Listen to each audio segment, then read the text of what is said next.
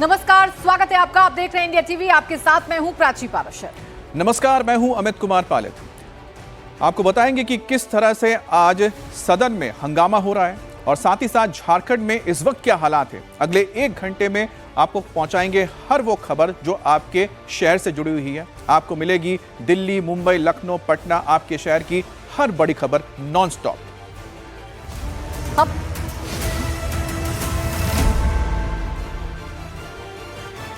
खबरों में बात करेंगे कि मॉनसून सत्र के आखिरी 3 दिन संसद में आज काम होगा या सिर्फ हंगामा। अब कौन कौन से अहम बिल पेश किए जाएंगे। सवाल है कि जब छात्रों के मुद्दे पर सरकार चर्चा को तैयार, तो विपक्ष क्यों कर रहा है इनकार। एनडीए के मंगल मिलन कार्यक्रम में आज क्या हुआ।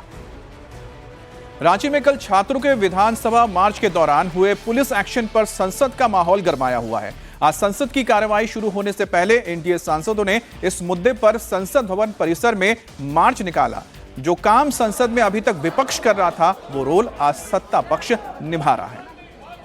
अपने हाथों में बैनर, पोस्टर और चर्चा से मत भागो, राहुल के बड़े बैनर के साथ एनडीए ने प्रोटेस्ट मार्च निकाला है, जिसमें बीजेपी के अलावा उसके सभी सहयोगी दल शामिल हुए हैं। संसद के मौजूदा सत्र के दौरान आज चौथी बार एनडीए सांसदों की बैठक हुई। बैठक से सत्ताधारी सांसद सीधे मार्च करते हुए संसद के मकर द्वार पर पहुंचे। कल सरकार ने कहा था कि गृह मंत्री अमित शाह छात्र आंदोलन पर संसद में चर्चा का जवाब देने के लिए तैयार हैं, लेकिन विपक्ष को उनका जवाब सुनना होगा।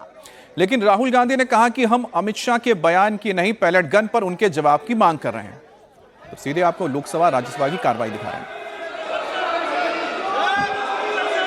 शिवराज जी उत्सुकता है, अभी रुको शिवराज जी, प्रश्न पूछने दो। माननीय सदस्यगण, मैंने व्यक्तिगत रूप से कई बार आग्रह किया कि प्रश्नकाल सबसे महत्वपूर्ण समय होता है। प्रश्नकाल के अंदर सरकार की जवाबदेही तय होती है, कार्यपालिका में पारदर्शिता भी आती है। और कई माननीय सदस्य मुझे व्यक्तिगत रूप से मिले और उन्होंने आग्रह किया। मैंने पहले भी व्यवस्था दे रखी है, चाहे सत्ता पक्ष हो चाहे प्रतिपक्ष हो, प्रश्नकाल के अंदर केवल प्रश्नकाल ही होगा और इसीलिए प्रश्नकाल चलने में सहयोग करें। कई बार इस विषय पे मैंने व्यक्तिगत रूप से सदन के अंदर आग्रह किया और देश की जनता भी चाहती है सदन चले। कल बीएससी की मीटिंग के अंदर भी सभी दलों से मैंने आग्रह किया था सदन चले, सदन में चर्चा हो, प्रश्नकाल हो और महत्वपूर्ण विधेयकों पर चर्चा होना चाहिए। ये विधेयक देश और राष्ट्र के साथ बहुत बड़े परिवर्तन लाने के विधेयक होते हैं। इस पे अच्छी चर्चा, संवाद होना चाहिए। लेकिन कल बीएससी की मीटिंग में भी आग्रह किया, आज फिर आग्रह कर रहा हूँ कि जिस विषय पर आप छात्रों के विषय पर मांग कर रहे थे, सरकार संसदीय कार्य मंत्री ने कल बीएससी की बैठक में स्पष्ट रूप से कहा कि गृह मंत्री इस बात पर जवाब देने को तैयार हैं। सदन सरकार चलाए, सरकार और प्रतिपक्ष दोनों मिलकर सहमति बनाओ, सदन चलना चाहिए। आपकी जो प्रमुख बातें थी, प्रमुख मुद्दा था छात्रों की मांग और गृह मंत्री जवाब दे या चर्चा में भाग ले। सरकार ने इसमें सहमति दर्ज कराई है। अब आप चलाएं, और मुद्दों पर भी चर्चा होगी, लेकिन एक एक मुद्दों पर सदन तो चले ना। आप सहयोग करो। ये संसदीय मर्यादाओं के अनुरूप नहीं है। सदन के अंदर तख्तियां, बैनर लेकर आना। दुनिया का सबसे बड़ा लोकतंत्र भारत है। मेरा आग्रह पूर्वक रहता है कि तख्तियां लेना बंद करें, चर्चा और संवाद करें, बातचीत करें। आप सहयोग करें, मेरा आपसे आग्रह है, सदन चलाने में सहयोग करें।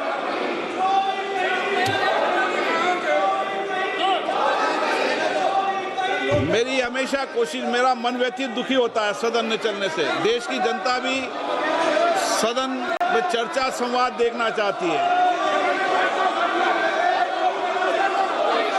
नो, आप सहयोग करें। आप सदन नहीं चलाना चाहते, सदन बाधित करना चाहते हैं, सदन की कार्रवाई आज 2 बजे तक के लिए स्थगित की जाती है। तो भारी हंगामे के चलते लोकसभा की कार्यवाही को दोपहर 2 बजे तक के लिए स्थगित कर दिया गया है। बार बार स्पीकर की तरफ से विपक्ष को ये बताया गया कि ये तय हो चुका है कि सरकार छात्रों पर जो बल का प्रयोग किया गया है उस पर चर्चा करने के लिए तैयार है। गृह मंत्री अमित शाह इस पर जवाब देने के लिए तैयार हैं। फिर हंगामा क्यों है बरपा? इस हंगामे को जब तक विपक्ष शांत नहीं करेगा तब तक लोकसभा की कार्यवाही नहीं चल पाएगी। जबकि विपक्ष की तरफ से यही नारे लगाए जा रहे थे, गृह मंत्री जवाब दो, अमित शाह सदन में आओ। सरकार ये कह रही है कि गृह मंत्री अमित शाह सदन में आएंगे, चर्चा पर जवाब भी देंगे, लेकिन इसके लिए विपक्ष को धैर्यपूर्वक सुनना होगा। राहुल गांधी भागे नहीं, ये राहुल गांधी को बताना होगा। और झारखंड में पुलिस एक्शन को लेकर आज संसद में माहौल गरमाया हुआ है। संसद के मकर द्वार पर प्रदर्शन के दौरान एनडीए और विपक्षी सांसद आमने सामने आ गए, एक दूसरे के सामने जमकर नारेबाजी की और इसके बाद विपक्ष के सांसदों ने राम मंदिर चढ़ावा चोरी के मुद्दे पर नारेबाजी शुरू कर दी।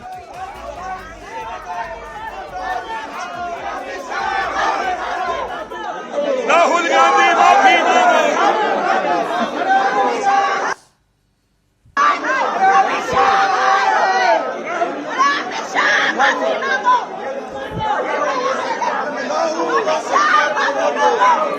ये तस्वीरें आप देख रहे हैं जहां पर तरुण चुग हैं, बीजेपी के नेता, और उनके ठीक सामने जो विपक्षी सांसद है वो भी मौजूद हैं। एक तरफ गृह मंत्री अमित शाह का नाम लिया जा रहा है तो दूसरी तरफ अब सत्ता पक्ष राहुल गांधी से जवाब मांग रही है।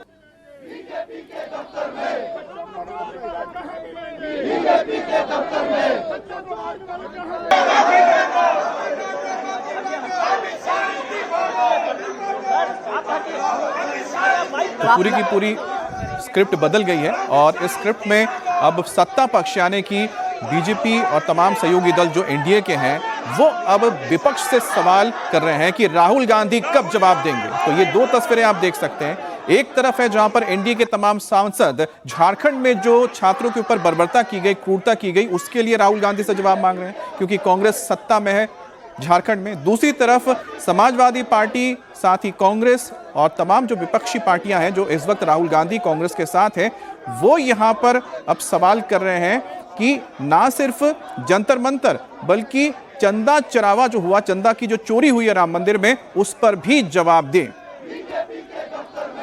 ये दो तस्वीरें आपके सामने। एक तरफ एनडीए सांसदों ने आज मार्च किया है। अभी तक ऐसा मार्च आप सिर्फ इंडिया ब्लॉक के सांसदों की तरफ से देखा करते थे, लेकिन अब बीजेपी के पास भी झारखंड में बच्चों के साथ जो कुछ हुआ, छात्रों के साथ जो कुछ हुआ, उसे मुद्दा बनाने का एक मौका है और भारतीय जनता पार्टी इसे मुद्दा बना भी रही है, एनडीए इसे मुद्दा बना भी रहा है। और इसीलिए आज मकर द्वार पर आमने सामने आ गए एनडीए के सांसद और इंडिया ब्लॉक के सांसद। एक तरफ से नारेबाजी की जा रही थी कि राहुल गांधी माफी मांगो, राहुल गांधी जवाब दो, तो दूसरी तरफ से अमित शाह को लेकर बयानबाजी की जा रही थी, अमित शाह जवाब दो, अमित शाह माफी मांगो। कुल मिलाकर रांची में जो हुआ उसके बाद अब संसद में बवाल बढ़ना तय है। हालांकि सरकार ये कह रही है कि जंतर मंतर के मुद्दे पर अमित शाह जवाब देने के लिए तैयार हैं, जबकि राहुल गांधी ये कह रहे हैं कि हमें पॉलिटिकल भाषण नहीं सुनना, हमें हाँ या ना में जवाब चाहिए। राहुल गांधी ये कह रहे हैं कि चंदा चोरी पर भी जवाब चाहिए। राहुल गांधी ये कह रहे हैं कि प्रधानमंत्री को माफी मांगनी होगी। यानी जैसे ही विपक्ष की एक मांग सरकार मानती है, वैसे ही विपक्ष की तरफ से गोलपोस्ट चेंज कर दिया जाता है। बीजेपी सांसदों का राहुल पर बड़ा आरोप लगाया गया है। राहुल गांधी दोहरे चरित्र के हैं और ये सामने आ गया, ये निशिकांत दुबे ने कहा है। रात को छात्रों की पिटाई हुई और झारखंड में छात्रों पर जुल्म हो रहा है, ये कंगना रनावत की ओर से कहा गया। वो दुनिया के सामने एक्सपोज हो गई है। आप ये समझिए कि देवेंद्र नाथ महतो जो अनशन पर है, उसको कल पीटा, रात में पीटा। जो अधिकारी वहां पोस्ट किया हुआ है वो पागल अधिकारी है। वो कभी चुनाव आयोग से लड़ रहा है, कभी वो ईडी के अधिकारियों को जेल में भेज रहा है। और जो धर्मेंद्र है मुख्य आरोपी, उसकी गिरफ्तारी जो है, जो झारखंड सरकार के सबसे बड़े अधिकारी हैं, उनके घर से हुआ है। तो इसकी सीबीआई जांच होगी ना, सीआईडी तो उनके कंट्रोल में है। तो मेरा ये मानना है कि राहुल गांधी का जो ये दोहरा चरित्र है, ये लोगों के सामने आ गया है और उसी को एक्सपोज करने आज पूरी पार्टी रोड पर है। जो झारखंड पर जो है बच्चों पे जुल्म हो रहा है, उनको जो है बहुत बेरहमी से उनको मारा गया, उन पे वाटर कैनन से लेकर टीयर गैस से लेकर इस्तेमाल की जा रही है, तो उसको लेकर हम जवाब मांग रहे हैं। वहीं झारखंड में छात्रों के प्रोटेस्ट पर रविशंकर प्रसाद का बयान भी सामने आया। उन्होंने कहा कि झारखंड में पुलिस अत्याचार कर रही है। राहुल गांधी झारखंड पर कुछ नहीं बोलते, ये राहुल गांधी का डबल स्टैंडर्ड है। झारखंड में लोग मर रहे हैं, पुलिस ज्यादती कर रही है और यहाँ भाषण देते हैं और उनके खंभों पर उनकी सरकार चलती, कुछ बोलते नहीं है। ये राहुल गांधी का डबल स्टैंडर्ड है, दोहरा मानदंड है, हिपोक्रेट है राहुल गांधी, इसलिए प्रोटेस्ट कर रहे हैं। और झारखंड में छात्रों के प्रोटेस्ट पर अनुराग ठाकुर ने भी कहा, उन्होंने कहा कि कांग्रेस पार्टी झूठ की दुकान है। झारखंड में छात्रों के साथ अन्याय हुआ, छात्रों को न्याय की जगह लाठियां मिली हैं। कि झारखंड मुक्ति मोर्चा और कांग्रेस की सरकार, आरजेडी की सरकार में छात्रों के साथ अन्याय हुआ है, उनको न्याय देना चाहिए। उल्टा वहां पर कांग्रेस के सहयोगी दल की सरकार ने, कांग्रेस की सरकार ने छात्रों के ऊपर लाठियां चलाई हैं, उनको घायल किया है। 2 हफ्तों से वो न्याय मांग रहे, न्याय नहीं मिल पा रहा है, किसी का इस्तीफा नहीं हुआ है। और यहां तक कि जब अब गृह मंत्री जवाब दे रहे हैं तो राहुल गांधी सदन में नहीं आना चाहते, केवल टिप्पणियां करते हैं। झूठ की दुकान कांग्रेस पार्टी हो गई है, छात्रों के कंधों पर अपनी राजनीति करने का प्रयास करती है, लेकिन जब छात्रों को न्याय दिलाने की बात है, वहां से राहुल गांधी और कांग्रेस और उनके सहयोगी दल भाग खड़े होते हैं। वहीं विपक्ष के हंगामे पर चिराग पासवान का बयान भी सामने आया। उन्होंने कहा कि विपक्ष ने पूरे सत्र को बाधित किया, विपक्ष बार बार गोल पोस्ट बदल रहा है। जिस तरीके से विपक्ष ने पूरे सत्र को बाधित करके रखा, आज जब सरकार तैयार है हर विषय पे चर्चा करने के लिए, तो बात बात पे गोल पोस्ट बदलना, कभी इस विषय पे हम लोग को बात रखनी है, कभी इस विषय पे हम लोग को जवाब चाहिए, ये गोल पोस्ट बदलने का जो विपक्ष और राहुल जी की जो सोच रही है, इसने सबसे ज्यादा सदन की कार्रवाई को नुकसान पहुंचाने का काम किया। और एनडीए के मार्च पर जगदंबिका पाल ने भी कहा कि राहुल गांधी की चुप्पी के खिलाफ यह प्रोटेस्ट है। राहुल की चुप्पी उन्हें बेनकाब कर रही है, राहुल गांधी को जवाब देना चाहिए। राहुल गांधी किसको बचाने की कोशिश कर रहे हैं? कल रांची में शांतिपूर्ण ढंग से छात्र युवा केवल ये मांग कर रहे थे कि झारखंड सर्विस कमीशन में जो नकल हुआ है उस परीक्षा को कैंसिल करके उसकी सीबीआई की जांच हो, और इसके बावजूद राहुल गांधी की चुप्पी आज उनको बेनकाब कर रही है। एक तरफ वो होम मिनिस्टर से जवाब मांग रहे हैं और दूसरी तरफ झारखंड की रांची में पीसफुली डिमॉन्स्ट्रेट कर रहे बच्चों और छात्रों पे जिस तरह लाठीचार्ज हुआ, कैनन हुआ, घायल हुए हैं, तो उनकी इस चुप्पी के खिलाफ हम सत्तारूढ़ दल के होकर के भी मार्च कर रहे हैं, प्रोटेस्ट कर रहे हैं कि उनको जवाब देना चाहिए कि ये दोहरा चरित्र कि एक तरफ सदन में हंगामा, सरकार सदन में काम नहीं करने दे रहे हैं, खुद जहां सरकार में है वहां लाठीचार्ज कर रहे हैं, वहां पे जांच नहीं होने दे रहे हैं, तो किसको बचाने का काम कर रहे हैं? हेमंत सोरेन सरकार की। और एनडीए के प्रोटेस्ट पर सुधांशु त्रिवेदी का भी बयान आया। उन्होंने कहा कि राहुल गांधी का उद्देश्य छात्रों का हित नहीं, रांची के छात्रों की गूंज राहुल को सुनाई नहीं देती, राहुल गांधी को भागना नहीं चाहिए। उनका उद्देश्य छात्रों का हित नहीं है, इसीलिए रांची के छात्रों की गूंज उन्हें सुनाई नहीं पड़ रही है और वो शुद्ध राजनीति करना चाहते हैं। इसलिए हम उनसे कहना चाहते हैं, आप भागिए नहीं, गृह मंत्री जी जवाब देने को तैयार हैं, मगर राहुल गांधी उस बिगड़े दिल शहजादे की तरह हैं जिसे कि किसी की बात माननी नहीं है। तो मैं उनके लिए कहना चाहूंगा कि होंगे राजे राजकुंवर, ये बिगड़े दिल शहजादे और पीएमएचएम जब जब सदन में आए तब तब ये सदन से भागे।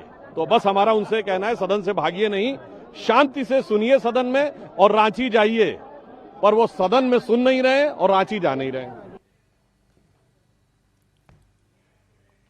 अब एनडीए के प्रोटेस्ट मार्च पर बीजेपी के सांसद मनोज तिवारी ने भी कहा कि झारखंड में छात्रों पर अन्याय हुआ है, झारखंड पर राहुल को जवाब देना चाहिए, राहुल गांधी को भागना नहीं चाहिए। अमित शाह जी देंगे जवाब, राहुल गांधी भागना मत। अमित शाह जी देंगे जवाब, राहुल गांधी भागना मत। बदल रहे हैं, 3 मांगे आ गई हैं। हाँ, जब जब ये सारे मुद्दे हैं। झारखंड में छात्रों पर हुए अन्याय पर राहुल गांधी जवाब दो।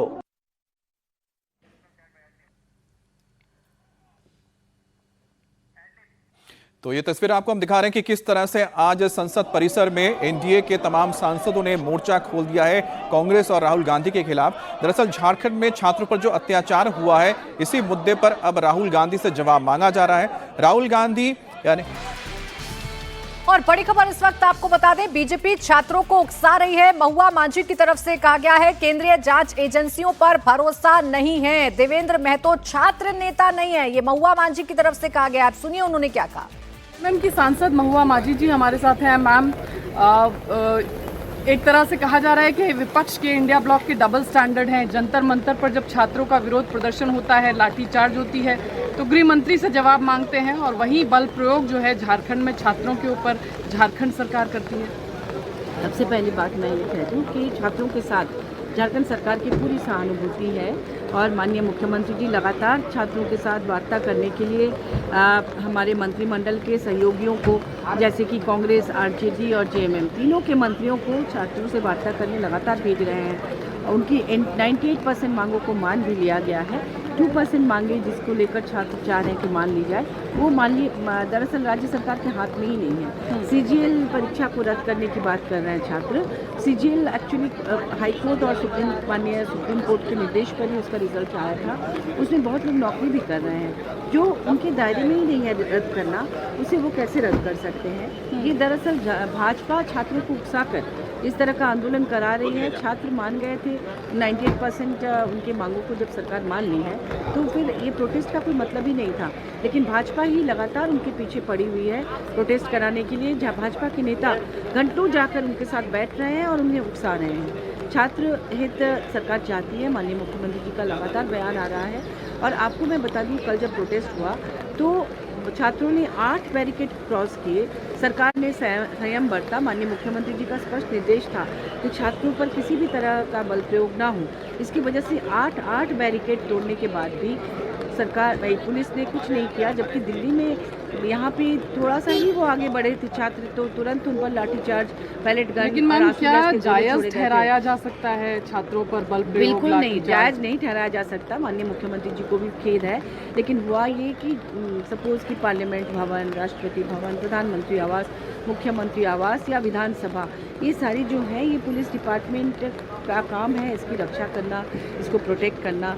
अगर 8 बैरिकेड तोड़ने के बाद भी छात्रों के साथ कुछ भी बल प्रयोग नहीं किया गया, लेकिन विधानसभा के अंदर जाने की जब कोशिश हुई तब हल्का बल प्रयोग पुलिस ने किया था, जिसका माननीय मुख्यमंत्री जी को बहुत खेद है। वो नहीं चाहते थे और पुलिस भी बहुत संयम से काम ली। लेकिन इस तरह के जो भवन होते हैं उनको प्रोटेक्ट करना भी पुलिस की जिम्मेदारी होती है। इसकी वजह से हल्का बल प्रयोग किया गया, जिसका बहुत ही खेद है। हम सभी को खेद है, हमारी सरकार को खेद है, माननीय मुख्यमंत्री जी को खेद है। और भविष्य में इस तरह की कोई दुर्घटना ना हो, इसका भी वो तैयारी कर रहे हैं। लेकिन भाजपा और कुछ पॉलिटिकल पार्टी के लोग उनको उकसाकर इस तरह का करने को बाध्य कर रहे हैं। मैम, लेकिन सीआईडी को आपने जांच सौंपी है, सीबीआई को जांच सौंपने में क्या डर है राज्य सरकार? मैं आपको 2 बातें बताती हूँ। एक तो सीआईडी जांच होने के बाद लगातार गिरफ्तारियां हो रही है। कल भी वहीं एनडीए की मार्च पर संबित पात्रा का बयान भी आया। उन्होंने कहा कि विपक्ष बार बार गोल पोस्ट बदल रहा है, विपक्ष सदन चलने नहीं देना चाहता है। अमित शाह जी देंगे। जब से मॉनसून सत्र शुरू हुआ है तब से विपक्ष अपनी गोल पोस्ट को बार बार बदल रहा है। सबसे पहले विपक्ष ने कहा नीट के ऊपर चर्चा होनी चाहिए। हमारे पार्टी ने, एनडीए ने और संसद ने तय किया कि चर्चा होगी, नया कानून बनेगा। नया कानून भी बना। उसके बाद राहुल गांधी और कांग्रेस पार्टी ने गोल पोस्ट चेंज करते हुए ये कहा कि 20 तारीख को सदन चलो यात्रा जो हुआ था उस विषय में माननीय गृह मंत्री जी अपना बयान रखे। माननीय गृह मंत्री जी पूरी तैयारी के साथ और पूरे फैक्ट्स के साथ अपने विषय को रखने के लिए जब उन्होंने प्रस्ताव कल दिया तो राहुल गांधी सदन से भाग खड़े हुए हैं और सदन के सामने आकर बहस के लिए तैयार नहीं हो रहे हैं। आज पुनः गोल पोस्ट चेंज कर रहे हैं और कल पूरे दिन झारखंड में जिस प्रकार से बच्चों के ऊपर, जेनजी के ऊपर, छात्रों के ऊपर बर्बरता की गई है और खास करके महिलाओं के ऊपर, छात्राओं के ऊपर, लड़कियां जिस प्रकार बिलख बिलख कर रो रही हैं, जिस प्रकार से गुहार लगा रही है, जवाब कौन देगा? क्या कर लिया इनको? अब आए स्टेटमेंट दें। मनमोहन सिंह को लेकर आर्टिकल लिखा है सर, मनमोहन सिंह को लेकर तो प्रियंका गांधी ये कह रही हैं कि जवाब देना चाहिए अमित शाह को, लेकिन जवाब देने के लिए जब सरकार तैयार है तो विपक्ष अपना गोल पोस्ट क्यों बदल रहा है? इसे सत्ता पक्ष के नेताओं ने मुद्दा बनाया। सत्ता पक्ष ये कह रहा है कि जब गृहमंत्री जवाब देने के लिए तैयार हैं, विपक्ष की मांगों के आधार पर जब ये कोशिश की जा रही है कि संसद ठीक तरीके से चले, तो विपक्ष अपना गोल पोस्ट क्यों बदल रहा है? खासकर राहुल गांधी अपनी मांगों को क्यों बदल रहे हैं? तो दूसरी तरफ झारखंड में कल जो हुआ उसके मुद्दे पर भी अब एनडीए की तरफ से विपक्ष पर पलटवार किया जा रहा है, खासकर राहुल गांधी पर पलटवार किया जा रहा है। अब अखिलेश यादव का भी सरकार पर जोरदार हमला हुआ है।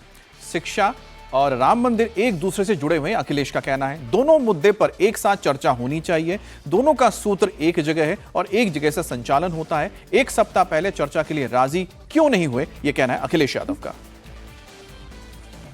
दोनों मुद्दे एक दूसरे से जुड़े हुए हैं, या यूं कहेंगे एक सिक्के के दो पहलू हैं।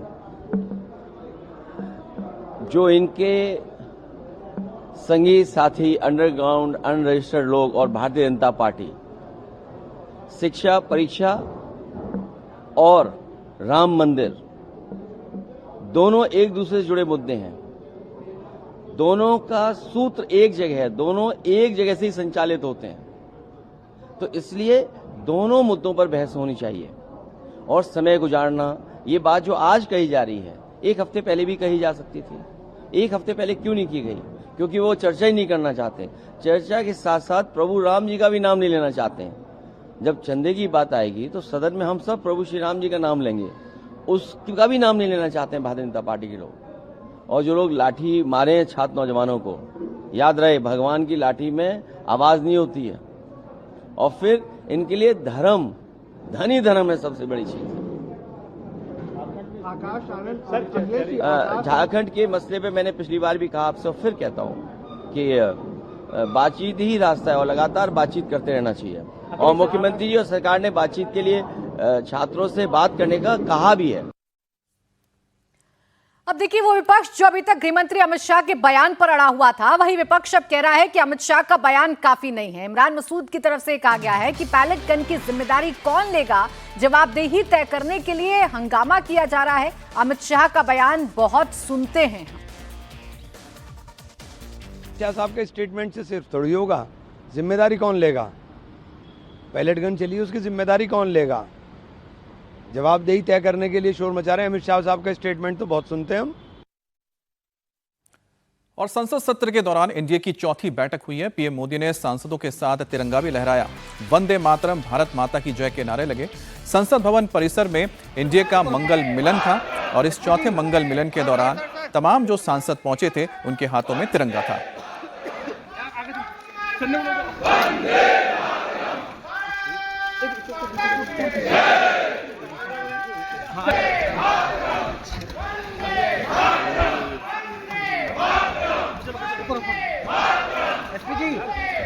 सर आगे चलो यार।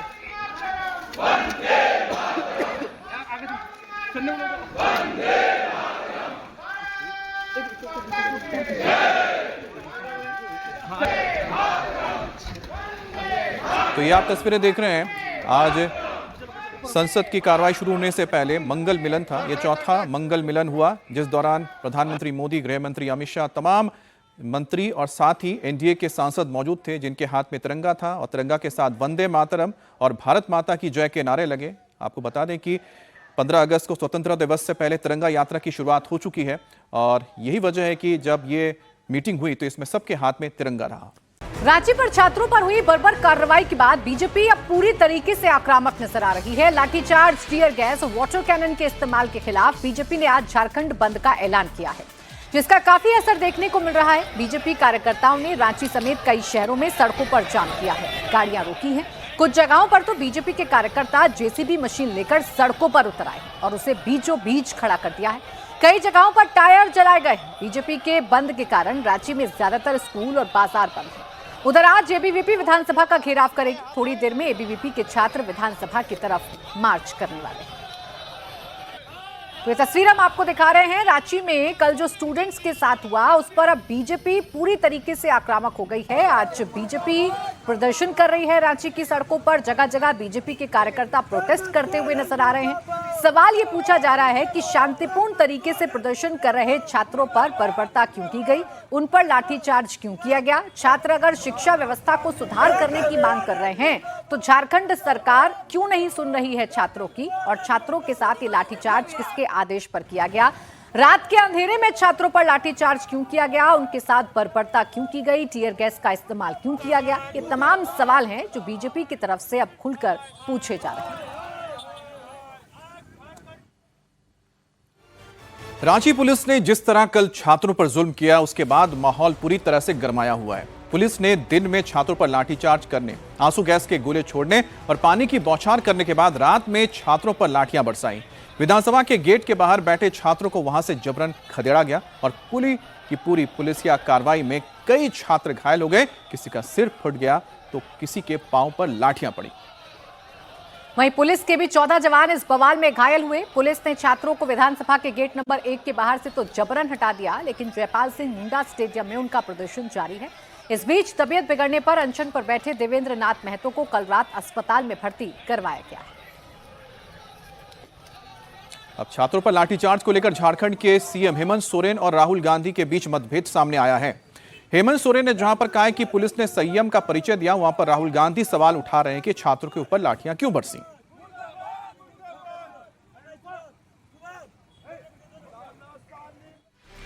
और इस बीच बीजेपी की तरफ से बयान। बाबूलाल मरांडी ने कहा कि प्रदर्शन में सभी दलों के छात्र थे, सरकार सच को छिपाना और दबाना चाहती है। जो लड़के लोग विरोध कर रहे थे वो सामान्यतया सभी दलों से जुड़े हुए रहे होंगे। ऐसा नहीं है कि कोई किसी एक दल से जुड़े होंगे, जो कि हम लोग कोई पार्टी का कार्यक्रम तो था नहीं। हमारी पार्टी उसके आंदोलन को सपोर्ट कर रही थी, मजबूती प्रदान कर रही थी कि हम सब लोग भी आपके मांगों के साथ हैं। सदन में भी आवाज उठाएंगे, सदन के बाहर भी हम लोग इस आवाज। कई पत्रकारों को भी डिटेन किया गया। देखिए, ये तो आप सब लोगों को समझना होगा ना कि भाई किस प्रकार से सरकार वास्तविकता को छुपाना चाहती है। आखिर जो भी पत्रकार विषय को रखना चाहते हैं, विषय को पूछताछ कर रहे हैं, तो उसको भी डिटेन करते हैं, तो उनके ऊपर भी केस कर रहे हैं। इसका मतलब है सरकार सच्चों को ही छुपाना चाहती है, उसको मिटाना चाहती है। अभय पाराशर हमारे सहयोगी इस वक्त जुड़ गए। ज्यादा जानकारी के साथ सीधा उन्हीं के पास चलते हैं। अभय, सबसे पहले आज की तस्वीर बताइए, आज के हालात बताइए, सरकार क्या कर रही है और छात्रों का अब क्या कहना है? और देखिए, छात्रों का साफ तौर पे कहना है, जो प्रोटेस्ट कर रहे हैं, कि उनके ऊपर लाठियां बरसाई गई और अब वो हेमंत सोरेन के मंत्रियों से बात नहीं करेंगे, बल्कि सबसे पहले जब जेएसएससी सीजीएल रद्द होगा उसी के बाद वो बातचीत करेंगे और सीधा हेमंत सोरेन से बातचीत करेंगे। इस वक्त हम पुरानी विधानसभा पर मौजूद हैं, जहां से कल स्टूडेंट्स ने मार्च निकाला था, और आज जो तस्वीर है वो एबीवीपी के जो छात्र संगठन है वो यहां पर पुरानी विधानसभा पर जुटना शुरू हो गए हैं। कुछ स्टूडेंट्स जो हैं वो जुट गए हैं और भी इनके साथी यहां पर पहुंच रहे हैं। अब से थोड़ी देर में ये पुरानी विधानसभा है, पुरानी विधानसभा से मार्च शुरू होगा और इन लोगों का कॉल है कि जो भी छात्रों के ऊपर लाठियां बरसाई गई और जो धांधलेबाजी हुई उसको लेकर ये लोग नई विधानसभा तक जाएंगे, मार्च करेंगे और हेमंत सोरेन सरकार से जवाब मांगेंगे। बहुत सारे जो एबीवीपी के छात्र हैं वो हमारे साथ मौजूद हैं। क्या नाम है आपका? अतुल आनंद। आप लोग आज मार्च निकाल रहे हैं विधानसभा तक, क्या मैसेज देना चाहते हैं, क्या मांगे हैं आप लोगों की? हमारा 3 मांगे हैं कि पेपर जो करवाया गया जिसमें धांधली हुई है उसको रद्द किया जाए, उसमें सीबीआई जांच हो और रिफॉर्म हो। तो इन तीनों मांगों के साथ हम लोग विधानसभा तक मार्च करेंगे। और जिस तरह से आप देखे हैं, कल देर रात आम छात्रों पर लाठीचार्ज और खास करके गर्ल्स छात्रा पे जो लाठीचार्ज किया गया रात के अंधेरे में, वो बहुत ही निंदनीय है। झारखंड सरकार सदैव से ही छात्र विरोधी रही है और जिस तरह से लगातार एसएससी सीजीएल और जेपीएससी जैसे पेपर लीक और उसमें भ्रष्टाचार, अगर यूं कहें तो पैसे लेकर नियुक्तियां देना उनके लिए आम है। हर चीज में पैसे का मांग करती है। तो ये झारखंड सरकार जो जेन्युइन बच्चे हैं, जो मेहनत से अपने पढ़ाई को कंप्लीट करते हैं, वो कहीं ना कहीं पीछे रह जाते हैं और वैसे बच्चे ही सुसाइड करने को आतुर हो जाते हैं। तो ये झारखंड सरकार इन नीतियों को बदले और जो हमारी मांगे हैं उसको पूरा करे और छात्रों को रोकने का पूरा करे। खास तौर पर वही मांग जो छात्र कर रहे हैं कि सीबीआई को आप जांच सौंप दीजिए और जेएसएससी सीजीएल को रद्द कर दीजिए। कुछ छात्राएं भी हमारे साथ हैं। हमने देखा कि कल छात्राओं के ऊपर भी लाठियां बरसाई गई विधानसभा में। किस तरह की मांगे हैं, किस तरीके से अपने मार्च को आप लोग आगे ले जा रहे हैं? कल जो भी छात्रा के ऊपर लाठियां बरसाई गई वो तो कतई बहुत गलत है, निंदनीय है सरकार के लिए। अगर सरकार छात्रा पे लाठी बरसा रही है या फिर स्टूडेंट्स पे लाठियां बरसा रही है तो वो उनके लिए एक खुद शर्मिंदगी की बात है, ना कि स्टूडेंट्स के लिए। स्टूडेंट अपना जन्मसिद्ध अधिकार मांग रहे हैं, वो उनसे उनका कुछ नहीं मांग रहे, वो अपना अधिकार मांग रहे। और कल जो भी छात्रों के ऊपर लाठियां बरसाई गई हैं उसके विरुद्ध हम लोग एबीवीपी अखिल भारतीय विद्यार्थी परिषद आज पुराने विधानसभा से नए विधानसभा तक पीसफुल प्रोटेस्ट करेंगे।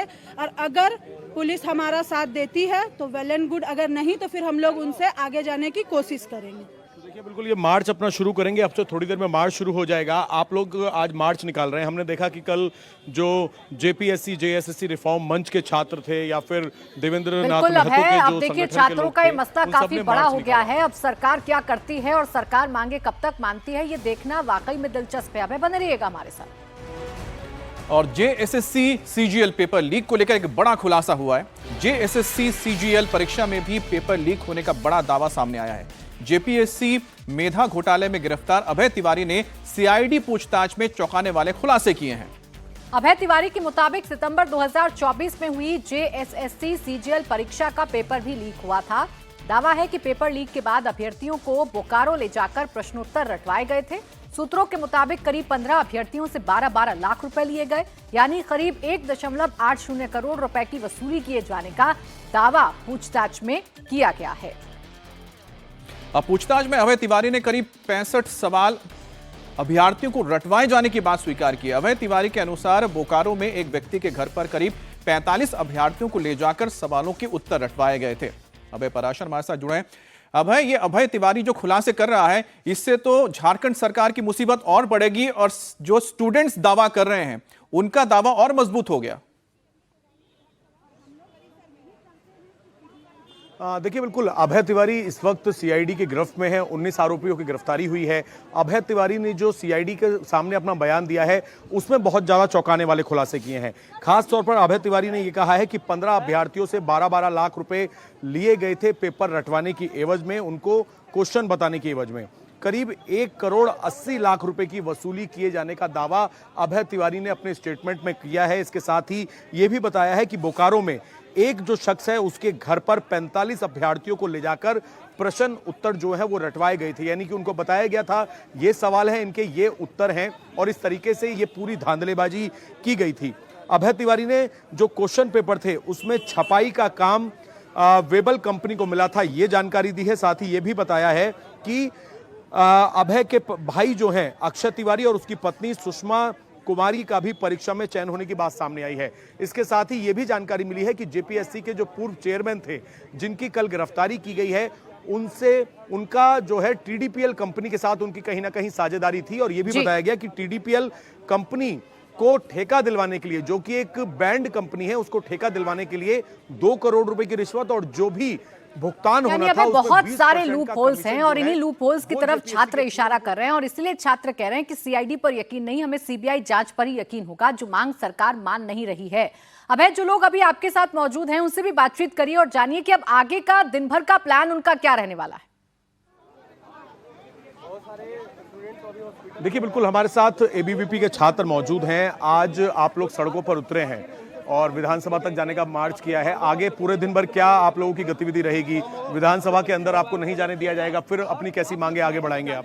देखिए, हम लोग का तो यही मांग है कि आप पेट में आपका दर्द क्यों हो रहा है माननीय मुख्यमंत्री जी? आप सीबीआई को जांच आपको दे देना चाहिए। आप अगर गलत नहीं है तो आपको जांच दे देना चाहिए। आप तो दिन पर दिन डेली के डेली नौकरी बेच रहे हैं, ट्रांसफर पोस्टिंग के नाम पे आप तो करोड़ों का करोड़ पैसा आपके यहाँ पहुंच रहा था, आप ट्रांसफर कर रहे लोगों का, आप पैसा नहीं दे पा रहे मंथली अगर प्रशासन, तो उनको आप ट्रांसफर करके उनको सचिवालय में बैठाने का काम कर रहे हैं। तो अब झारखंड को कहाँ तक बेचिएगा बता दीजिए? जेएसएससी, जेपीएससी सारे कुछ तो बेच ही दे रहे हैं। यहाँ के स्टूडेंट की यही ना गलती है कि वो गरीब के घर में पैदा लिए हैं, गरीब परिवार में पैदा लिए हैं। छात्राएं भी हमारे साथ हैं। आप लोग आज सड़कों पर उतरे हुए हैं। हमने देखा कि जो छात्र कल पहुंचे थे विधानसभा, वो जो अपनी बातें रखवाना चाह रहे थे, अंदर जाना चाह रहे थे, हेमंत सोरेन से सवाल करना चाह रहे थे, लाठियां बरसाई गईं, कुछ छात्राओं पर भी लाठियां बरसाई गईं। अब आज आप लोग निकलेंगे, जगह जगह आपको रोका जाएगा, किस तरीके से अपनी बातें आगे रखेंगे? क्या नाम है आपका? संगीता रॉय। देखिए, हम लोग आज प्रोटेस्ट करने, हम लोग बहुत शांतिपूर्वक प्रोटेस्ट करने आए हैं। हम लोग बस अपना हक मांगना है, उन छात्राओं का हक मांगना है। जैसे कि आपने कल देखा था कि कटीली तार, कितनी सारी कटीली तार कितने कितने किलोमीटर तक लगा के रखे हैं। हम देश के ही विद्यार्थी हैं, हमारे लिए ऐसे बॉर्डर वाले तार लगा के रखे हैं, इतने खतरनाक चीजें लगा के रखे हैं। मतलब जब सरकार डर रही है, पुलिस को आगे क्यों कर रही है? सरकार से हम तो जवाब मांग रहे हैं। हम सरकार से कुछ नहीं मांग रहे, जवाब मांग रहे हैं, उन छात्राओं का अधिकार मांग रहे हैं। जब कल स्टूडेंट का सरकार बात नहीं सुने, आज हम एबीवीपी उनका बात रखने के लिए आए हैं। तो हम शांतिपूर्वक प्रोटेस्ट करने की उम्मीद रखते हैं। पुलिस हमें रोकेगी तो हमें आगे जाने का उसका भी उम्मीद रखेंगे कि पुलिस हमारा साथ दे। शांतिपूर्ण तरीके से अपनी बात रखेंगे। हाथ में बैनर पोस्टर है इसी तरीके के कि विधानसभा घेराव और धांधली जो है, उन सारी चीजों को लेकर सरकार जवाब दे। भ्रष्टाचारियों को सावधान, जाग उठा है नौजवान, इस तरीके के बैनर पोस्टर के साथ जुटना शुरू हो गए हैं एबीवीपी के तमाम कार्यकर्ता। जेपीएससी, जेएसएससी में जवाबदेही तय करो। छात्र जो एबीवीपी संगठन के, इनका साफ तौर पे कहना है कि ये लोग मार्च करेंगे शांतिपूर्ण तरीके से। बिल्कुल अभय, यानी ये तय है जब तक सरकार मांगे मानेगी नहीं, तब तक ये आंदोलन जारी रहेगा, ये प्रदर्शन जारी रहेगा, जिसमें छात्रों के साथ अब एबीवीपी भी बढ़ चढ़कर हिस्सा ले रही है। शुक्रिया आपका तमाम जानकारी के लिए अभय। और अभी में बड़ी खबर आपके अपने शहर प्रयागराज से है। अतीक के बेटे उमर के काफिले में शामिल समर्थकों की मुसीबत बढ़ती जा रही है। प्रयागराज पुलिस ने उमर के काफिले में शामिल 28 गाड़ियों पर मुकदमा दर्ज करते हुए उनकी तलाश शुरू कर दी है। उमर के समर्थकों में आरोप है कि काफिले के दौरान उन्होंने टोल बैरियर तोड़ते हुए निकल गए और किसी ने टोल के पैसे नहीं दिए और टोल कर्मचारियों के रोकने पर उन्हें कुचलने की कोशिश की। ये सभी अबान के जनाजे में शामिल होने जा रहे थे। मुकदमा दर्ज करने के बाद पुलिस सीसीटीवी फुटेज के आधार पर उनकी पहचान कर रही है और सभी से टोल वसूला जाएगा। टोल कर्मचारियों के मुताबिक वाहनों ने तेज रफ्तार और खतरनाक तरीके से टोल प्लाजा पार किया। बताया जा रहा है कि अतीक के बेटे को लेकर जा रही पुलिस वैन के पीछे गाड़ियों का काफिला चल रहा था। पुलिस वैन के गुजरने के बाद उसके पीछे गाड़ियों का एक बड़ा काफिला पहुंचा टोल प्लाजा के पास। आरोप है कि काफिले में शामिल वाहनों के चालकों ने टोल बैरियर को तोड़कर आगे बढ़ने की कोशिश की। टोल कर्मचारियों ने वाहनों को रोकने का प्रयास किया तो उनके साथ कथित तौर पर गाली गलौज की गई और जान से मारने की धमकी दी गई।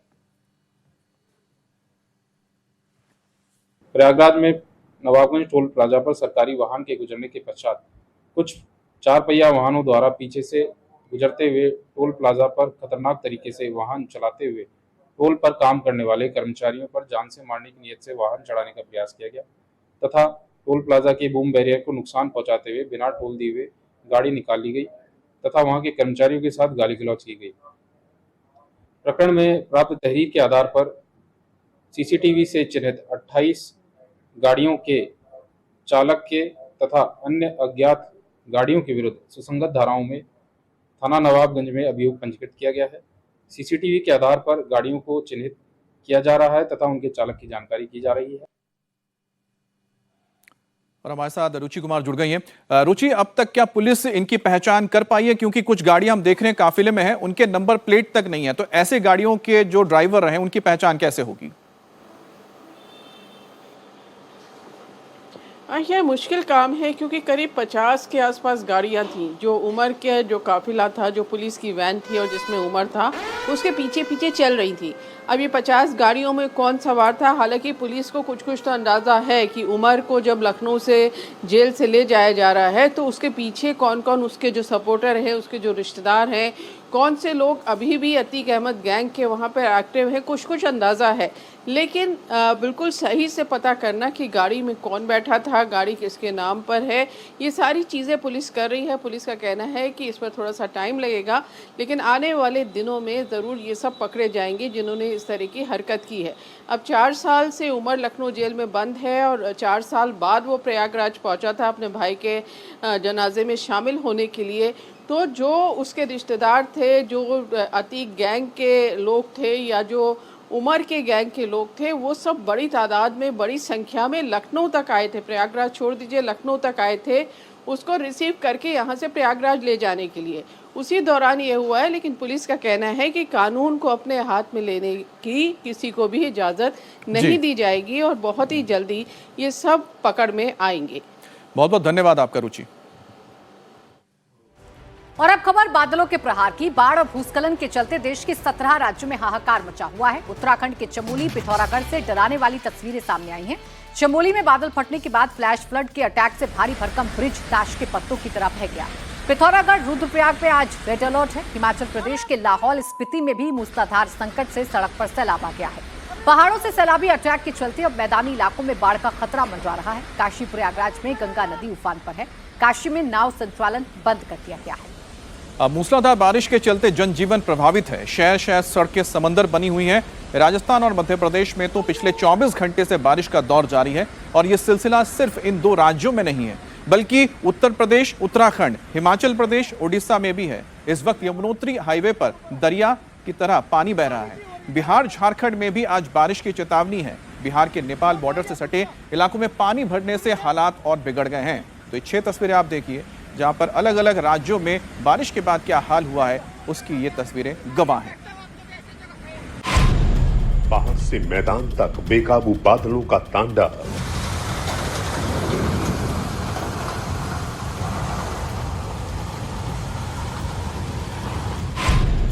सड़कों पर सैलाब, कहीं लैंडस्लाइड, कहीं बाढ़।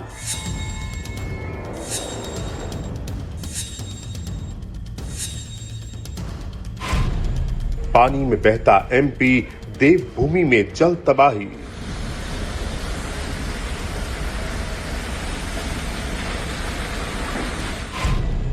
हिमाचल टू उत्तराखंड, लैंडस्लाइड से हड़कंप।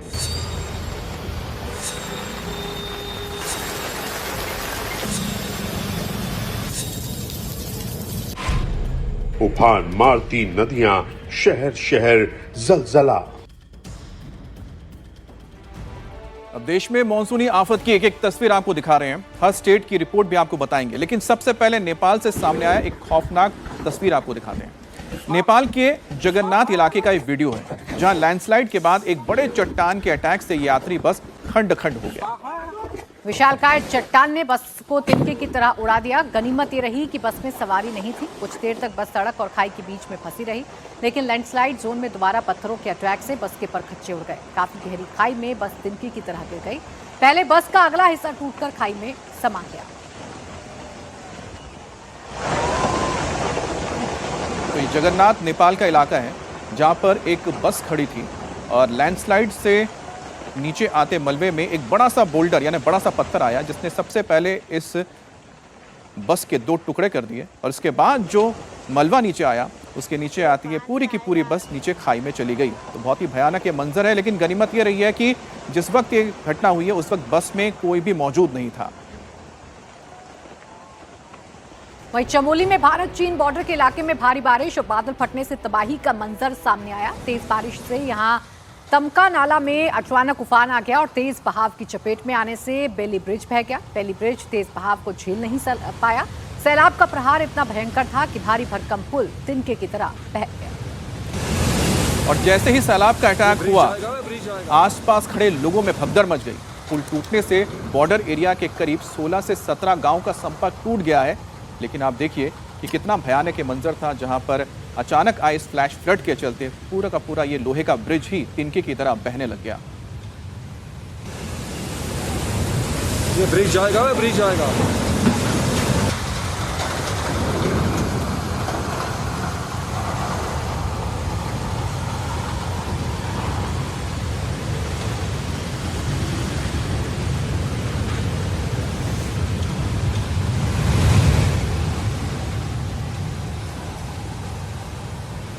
चमोली में फ्लैश फ्लड के अटैक का एक और वीडियो सामने आया। उसी स्पॉट पर चारों तरफ तबाही मची। सैलाब का अटैक जैसे ही हुआ, लोगों में भगदड़ मच गई।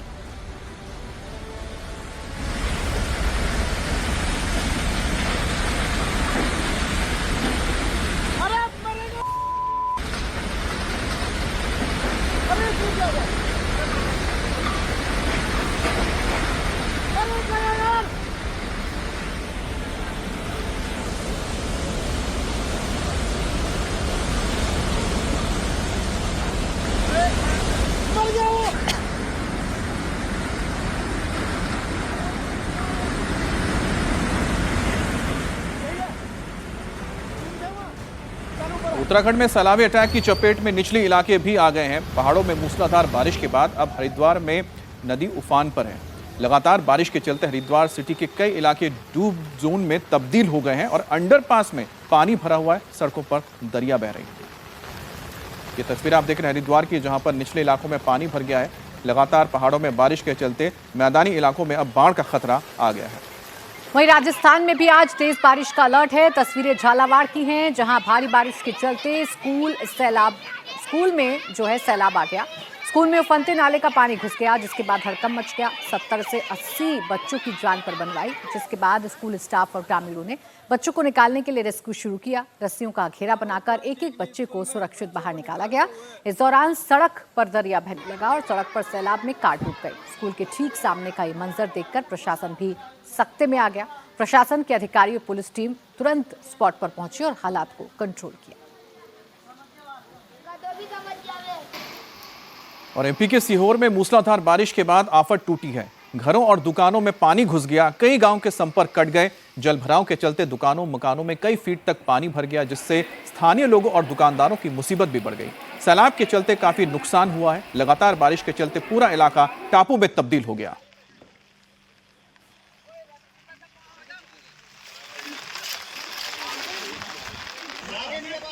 वहीं आगर मालवा में आसमान से बरस रही आफत ने जनजीवन को ठप कर दिया है। मूसलाधार बारिश के बाद जिले के कई इलाकों में जलभराव जैसे हालात बन गए हैं।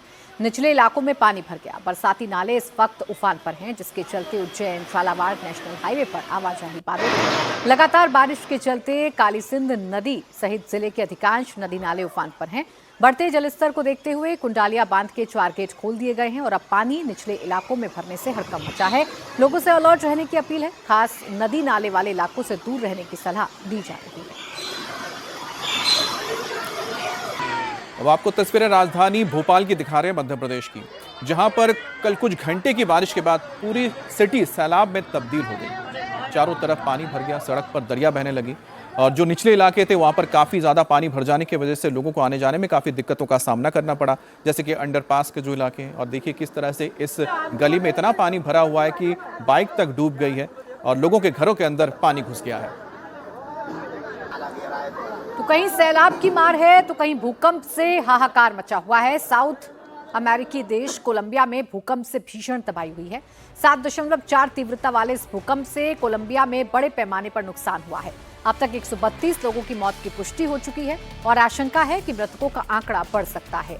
सैंटियागो डी कैली शहर में बिल्डिंग्स का मलबा बिखरा है। रेस्क्यू ऑपरेशन जारी है। बहुत सारी बिल्डिंग्स में बड़े बड़े क्रैक्स आ गए हैं। आफ्टर शॉक्स के खतरे को देखते हुए अलर्ट जारी किया गया है। अब लोगों को घर से बाहर रहने के निर्देश दे दिए गए हैं। भूकंप के झटके पड़ोसी देश वेनेजुएला और इक्वाडोर तक महसूस किए गए हैं। राष्ट्रपति एल्बार्डो ने पूरे देश में इमरजेंसी का ऐलान कर दिया है और कहा है कि जल्द ही वो भूकंप प्रभावित चौकों के ग्रामीण इलाकों का दौरा करके हालात का जायजा लेंगे। और इस बीच सरकार के ओर से आफ्टर शॉक के खतरे को देखते हुए अलर्ट जारी किया गया है। भूकंप का केंद्र राजधानी बोगोटा से करीब 400 किलोमीटर दूर सैन होजे डेल पामर में बताया जा रहा है।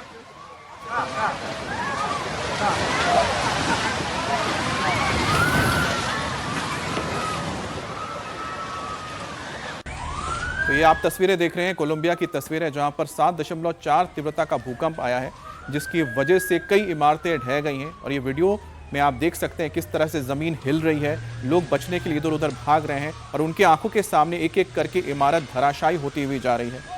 और इस घटना के बाद माना जा रहा है कि जो मरने वालों की तादाद है फिलहाल करीब 100 से ज़्यादा है, लेकिन जैसी तबाही हुई है उससे ऐसा प्रतीत होता है कि ये आंकड़ा और बढ़ेगा और धीरे धीरे रेस्क्यू ऑपरेशन जैसे जैसे आगे बढ़ता हुआ जा रहा है, मृतकों की संख्या और घायलों की संख्या भी बढ़ती हुई जा रही है।